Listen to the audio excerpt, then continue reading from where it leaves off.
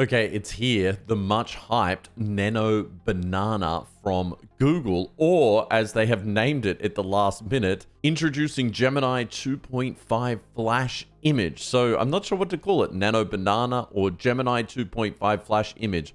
I think we'll stick with Nano Banana.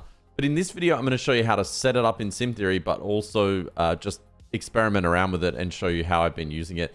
So you can see in the blog post, Nano Banana or Gemini 2.5 Flash image is an image editing model. It's not a model to create new images from scratch. You've got to give it inputs, and the inputs being the images. And there's been a lot of confusion around that. People are using it on Gemini saying it's not very good and they aren't that impressed with it. And that's because it's not actually using Gemini 2.5 Flash image or Nano Banana. It's using, I think, Imagen or one of the Imagen models to create the images.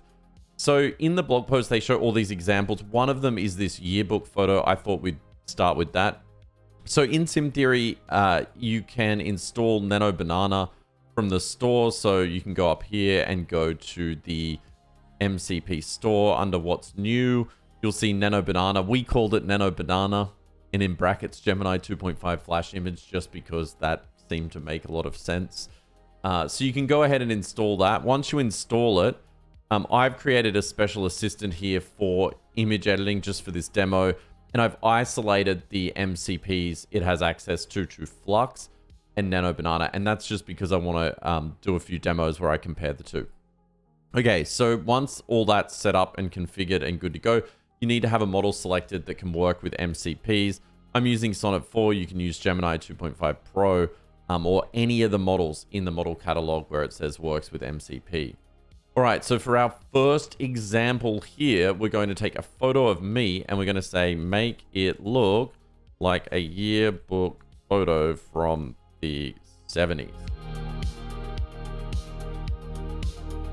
All right, so let's see how it did. This is what it came up with. I'm apparently John Doe, but it's pretty good. Like if you look at the original image, how it's taken the facial characteristics, I mean, it looks pretty much like me. So now let's say change the jumper, as I would call it, to red. All right, let's see how it did with my edit, and the jumper is red. Pretty cool, right? So it maintained the photo almost perfectly and just changed the jumper to a red style. Incredible. All right, so the next example I'm going to do is I've got a background of a gym at Bondi Beach in Australia. I'll bring that up so you can see the original photo here. And then I've got this sort of meme photo of myself as a gym bro, pre-prepared, of course. And I'm going to ask it to put that gym bro version of me in the Bondi Beach gym background. Okay, so it's ready.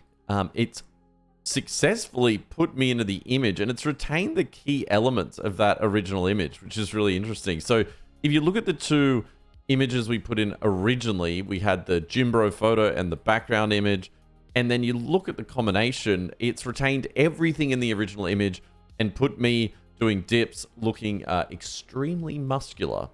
Now, I did actually make a little mistake when I was creating this. So over in this other tab here, I asked it to do the exact same thing, but it used Flux. It chose to use Flux because I've got both Flux and Nano Banana installed right now.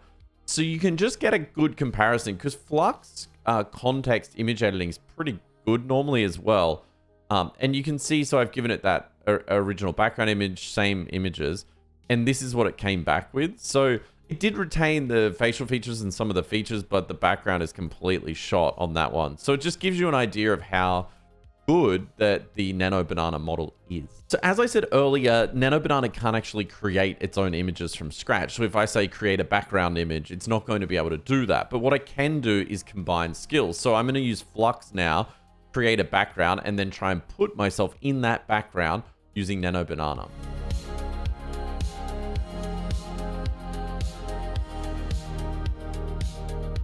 Took me a few goes on this one to actually get it to do something. It didn't seem to want to merge or combine these images or take over this image. It does seem to struggle a little bit there sometimes. So you can see instead of taking just the original image, it's taken elements of this image. I guess maybe because it needs a white background to join them together. Like maybe if I remove the background first behind me, it would work a lot better. But you can see it did put me as a DJ, and the photo looks pretty realistic. Like I'm actually DJing at this nightclub with my goofy hat, my headphones, and silly glasses. So it does, it can do it, but I did have to push it pretty hard to do it. I'm sure, like a lot of their examples, if you remove the background at first, like I did with the Jim Bro photo, it seems to work better. And to do that, there's another MCP you can install in the MCP store that is excellent at this. I think it's called Bria, that's it. And so Bria is just excellent at removing background images. So you can install it first, ask it to remove the background of an image if you're trying to join them together, and then use Nano Banana. So none of these models are perfect sort of Photoshop replacements yet, but you can see when you combine them together, it is getting better and better every day. So one of the examples in the announcement post was to label things, and they built this little applet called Gemini Code Drawing where it could label different things on the image or help solve problems because it had access to the underlying foundational model in terms of Gemini 2.5 Flash. So I thought I'd put its labeling capabilities to the test by dragging in a cockpit of a 747 and getting it to label the landing gear, throttles, and yoke. Pretty simple, but let's see how it does. Okay, so let's see how it did with labeling. So the first label on the left, which I'm in the way of here, so let me move myself up. The yoke, that is labeled correctly.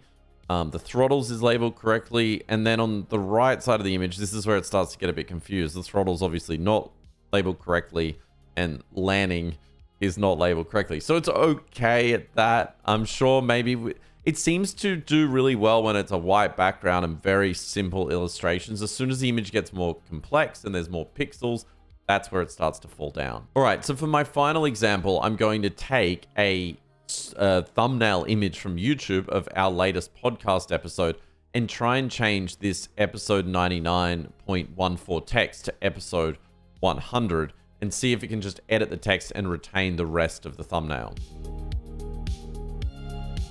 All right, so let's see how it did, and oh no. Again, pretty complicated text to edit with the title here, episode 10.14.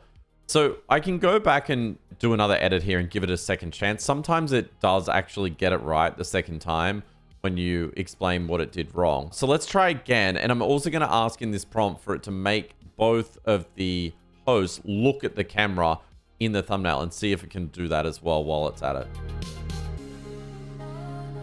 Okay, so it's made those changes, still hasn't been able to fix the title, and the image is degraded now, and the Chris here is like his eyes, one of his eyes is looking at the camera. So yeah, not the best editing I've seen, to be honest, out of some of the models. Where it seems to excel is where you have a bunch of objects and a single image and you want to combine those objects. It seems to do really well there, or take facial references or existing references to do things like trying on clothing. So I think for e-commerce use cases or marketing materials or use cases like that, it's probably a really good model to try out. And your results may vary. You may get better results than I have with some of the photos I've tried out. I think so far, in terms of what's impressed me most is the Jim Bro photo, where it just took that photo where the background was removed and put it in that image. It didn't touch any of the image. It kind of looks like I could be there, sort of. That's a pretty amazing edit. The yearbook photos as well here were pretty incredible. I mean, I think that looks exactly like me if I was in class of 77. And the ability to just change the color and maintain every aspect of the image is very powerful. You can do things like put a top hat on me. I did an example earlier where I had a photo of myself with a bike helmet on in normal clothes that I was trying on and asked it to put me in a bike outfit, and it did that really seamlessly. So overall, I'm really impressed with this model. I think it's a great model. It's fun to play around with. If you do want to play around with it with other models like Ideogram, like Flux, like the Bria to remove backgrounds from images. You can install these as MCPs in the new MCP store on SimTheory. I'll put a link in the description below for those that are watching that may not be using SimTheory. Hope you've enjoyed this video and the walkthrough of Nano Banana. I've certainly had fun playing around with it. I'll see you in the next one.